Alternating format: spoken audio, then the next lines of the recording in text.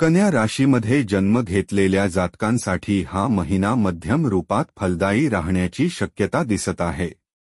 तुम्हाला या महिन्यात आपल्या स्वास्थ्याची विशेष काळजी घ्यावी लागेल कारण ग्रहांचे संयोजन स्वास्थ्य समस्या दाखवत आहे।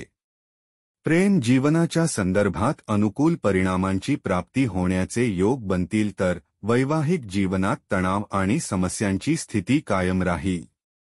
तुम्ही धैर्याने काम केले पाहिजे अथवा तुमचे नाते बिघडू सहजते।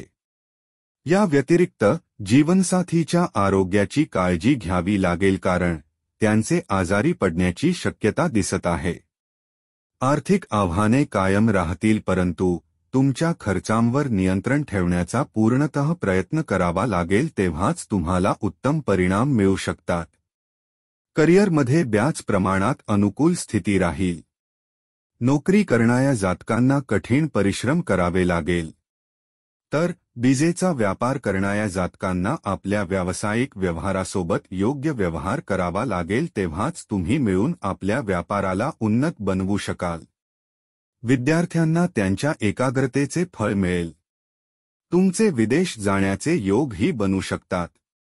उपाय: तुम्हाला नियमित भगवान श्री हरी विष्णूची उपासना केली पाहिजे। अशा मराठी राशीभविष्याच्या व्हिडिओ पाहण्यासाठी आपल्या चॅनलला सबस्क्राइब करा।